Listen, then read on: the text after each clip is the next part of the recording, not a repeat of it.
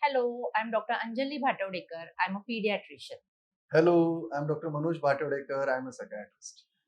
Thank you so much for watching our series on wise parenting. We have received a question from a parent. They've requested us to talk about temper tantrums in a child. We need to understand where a temper tantrum comes from. Why does a child throw a temper tantrum in the first place? Is it just a demand? Or, under the disguise of a demand, the child is asking for something else? For example, love, attention, care, time. When something is denied to a child resorts to throwing a temper tantrum. That's a coping mechanism which a child finds easy. As compared to parents, a child has more time and more energy.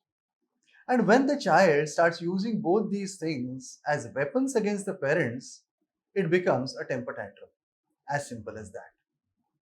When a child knows I can cry for an hour and then I get what I want, I have the patience to cry for an hour, and my parents don't have that kind of patience. So, when parents give in at the end of a temper tantrum to a child's demand, the child has won. And then this coping mechanism of throwing a temper tantrum becomes reinforced. So, how do we prevent temper tantrums? Let me give you the example of a 3-year-old child. This child would daily walk back home with his mother. On the way back, there was a shop selling all sorts of eatables.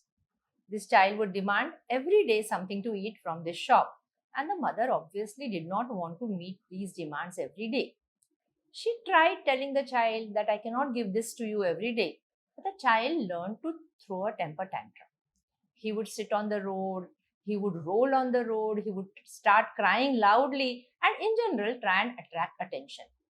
The mother did not want this to become a habit. So she took the help of her friend and told the friend to follow them at a distance the next day without letting the child know that they are being followed. The next day, when the child started his tantrums again, the mother nicely told him that I have made something nice for you to eat at home, something which you like, and if we are late, it will get cold and you won't be able to enjoy it. Please come quickly. Let us go home immediately. But the child refused to listen to her. He continued to sit on the road and cry loudly. Then the mother told him, see, I have a lot of work at home. I have to reach home early. So I'm leaving you now and I'm walking home. The child thought that the mother would not be able to do this and he continued sitting there. But when he saw that the mother is walking away from him without even looking back at him, he realized that his weapons had failed. He just got up from the road, ran towards his mother, and held her hand and started walking home. What did this mother do? All that she did was being firm with the child. Being firm without anger, without any resentment, without any rejection. The message from the mother's behavior was very clear. I am not going to give in to your temper tantrums no matter what you do. It is important for a parent to realize where the child's demands are coming from. There are some children who are deprived of their basic developmental needs. And what are the developmental needs of a child? Protection, care, love and affection, praise and appreciation, quality time.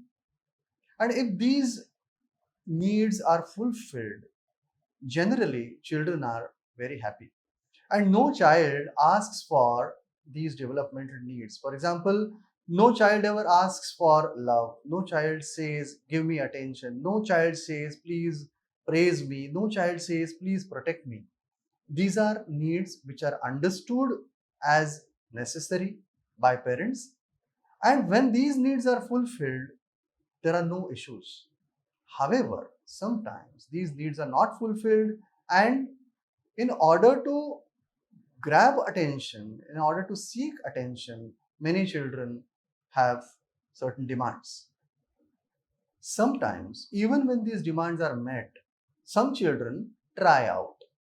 If I ask for something, if my parents give it to me, well and good. If no, that's also okay. It is important for a parent to know his or her child well, where the child's behavior comes from.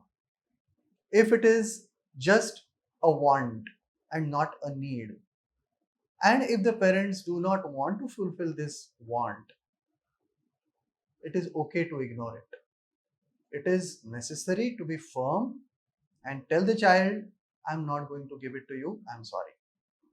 However, if there is a hidden need behind the demand, it needs to be addressed very seriously. So, parents, when your child is throwing temper tantrums, please understand your child's behavior and respond appropriately.